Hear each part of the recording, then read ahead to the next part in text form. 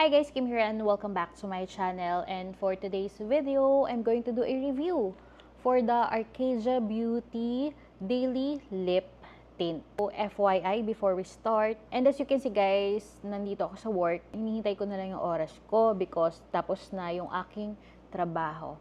Mahirap na guys kasi may mga viewers ako from the office and yung mga co-workers ko. Ayan, baka anong sabihin nila. So, ito, ina-explain ko na guys, ha. Inuunahan ko na po sila. Tapos na po yung trabaho ko, pauwi na po ako. And next week, medyo busy ako kasi meron akong upcoming collaboration. So, I need to prepare for that. Kaya, ito guys. Kung di nyo alam guys, Arcadia Beauty is kay Miss Anakay or kay Ate Anakay. Medyo late lang ako ng order. Last week pa to nag-launch and hindi ako nako-order agad. And today, dumating siya. Ito guys, yung kanyang packaging. Ayan. Paraben-free, vegan, gluten-free, sulfate-free, and cruelty-free. Ang kinuha ko na shade is yung number 5, which is the Divine. Mga darker shade or pink na tint yung gusto ko sa isang lip tint. Ayan. Ganito yung kanyang itsura.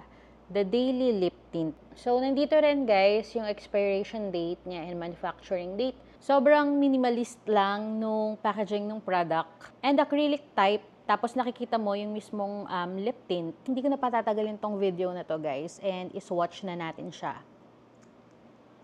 So, ayan. Ito yung kanyang doe foot applicator.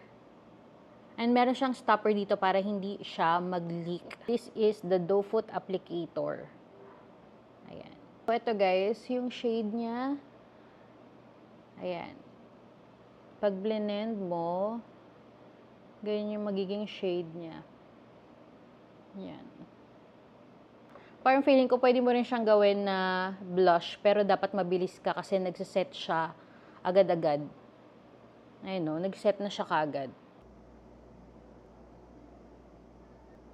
Ito guys, yung unang layer sa lower part ng lips ko.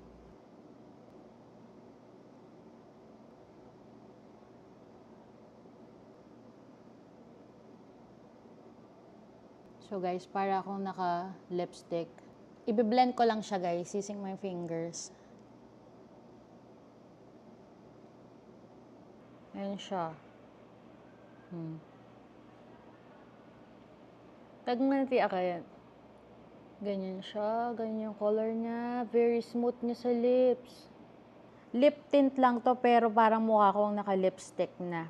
Magaan siya sa lips, guys. Nag-start pala ako ng wear test 7:05 AM. At yung intro, ginawa ko na lang siya ulit. So, ayan yung itsura niya sa lips ko. Ito naman yung naging stain niya sa kamay ko. Ayaw niya talaga matanggal. So, guys, update. Ayan, guys, ang oras natin ay 12:07. Ito yung lip tint. Tingnan niyo, guys. Diba? Wala pa akong kain yan. Pag nag-fade siya, nakatint pa rin. Kasi etong shade na to, darker siya eh. Kaya may tint pa rin kahit naalis na. As you can see, talagang long-lasting yung lip tint. Minimal bleeding. 12:24. Sige, patagalin pa natin siya guys na ganyan. Tignan natin. It's 2:38. Look at my lips. Okay. 3:34. Oh, ito siya guys sa lips ko. Meron pa ring tint. Yung nasa gitna na lang yung nag-fade. Kung ayaw mo ng liquid lipstick, kasi 'di ba liquid lipstick medyo heavy siya sa lips. Kung gusto mo yung appearance ng liquid lipstick na full lips sa labi mo, pero ayaw mo ng sobrang bigat, ito yung masasuggest ko sa inyo. Price na to guys is 499 pesos. Punta na tayo sa review ko dito sa lip tint na to. Punta tayo dun sa kanyang consistency. Yung consistency niya guys, ibang-iba siya sa mga tint na nagamit ko. It feels like cloudy gel. Hindi siya watery. Meron siyang pagkalapot and gel type. O, hindi siya sticky sa lips. Very lightweight niya. Yung pakiramdam niya sa lips, very airy. Tapos ang smooth niya sa lips. For the pigmentation, hindi ko na kailangan sabihin pa. Tignan niyo naman kung gaano siya ka-pigmented, di ba? Hindi ko na kailangan magsalita pa. So, punta tayo sa scent niya. May pagka-mentol. Hindi ko lang alam kung ako lang to. Pero may pagka-mentol siya. And then, kapag ina-apply mo siya sa lips mo, meron kang konting menthol effect na mararamdaman. For the packaging, guys, masasabi ko na this one talagang, alam mo siya, product of hard work. Yung talagang dugo at pawis. Talagang pinag-isipan siya and wala ka masasabi dito kasi very minimalist niya. Hindi siya yung colorful na katulad ng ibang lip tint na packaging. Simple siya pero lumalaban. Tsaka yung lip tint, meron siyang bigat, guys. Hindi siya katulad ng ibang lip tint na, alam mo yun, parang ang gaan-gaan. Premium na premium yung pagkabigat niya. For the application naman tayo, tulad ng sabi ko sa inyo kanina, habang ina-apply ko siya sa lips, meron ka mafe-feel na pagka-airy. Kasi nagmamatify siya, guys, sa lips.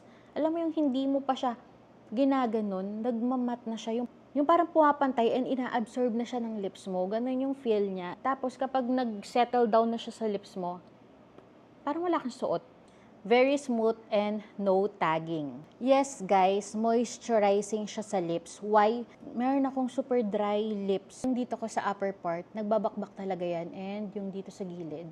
Alam niyo yung bakbak na meron pagka-hapde feeling. Tapos nagda-dry pa siya. Yun yung labi ko ngayon. Pero itong lip tint na to, kapag suot-suot ko siya, hindi siya nagpapakita na i-smoothen out niya yung dryness ng lips ko. And take note ha, kahit matte finish siya, ayan. Ang ganda niya sa lips, hindi talaga nagsasettle down so dun sa mga patchy-patchy niya sa labi ko. Is it long-lasting? Kung nakita nyo naman yung aking wear test, di ba? For me guys, nakita nyo naman yung wear test ko. Ang masasabi ko sa kanya sa pagka-long-lasting, as a lip tint, pwede siya tumagal sa inyo ng 4 to 5 hours or half day na ilalagay nyo siya. But, pag uminom kayo, medyo napansin ko dito na natatanggal yung sa inner part. Yun nga lang, once na kumain ka ng mga oily foods, talagang burado, makikita na yung puti dito sa labi mo. Yun, tatagal siya sa inyo ng half day or 4 to 5 hours, pero hindi ko siya masasabi na talagang 12 hours. Guys, this is a lip tint and hindi ito liquid lipstick. So, talagang sa lip tint, okay lang na mag-fade siya. Kasi meron ako mga nagiging lip tint, wala pang isang oras na tatanggal na. Pero this one, talagang aasahan mo siya sa pagka-long lasting niya. Lalo na kung hindi ka pa kumakain, umiinom ka lang.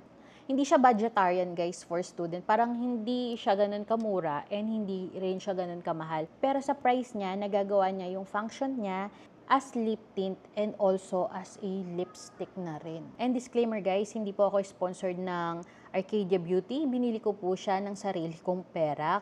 Lahat po ng sasabihin ko or review ko para dito sa product na to, yun yung mismong opinion, yun ang mismong na-experience ko dito sa lip tint na to. Walang eme-eme guys, maganda siya, ma-recommend ko siya sa inyo. So ayun lang guys, para dito sa review natin ng Arcadia Beauty Daily Lip Tint. I hope nakatulong sa inyo tong video ko. Thank you so much guys for watching and see you on my next one. Bye!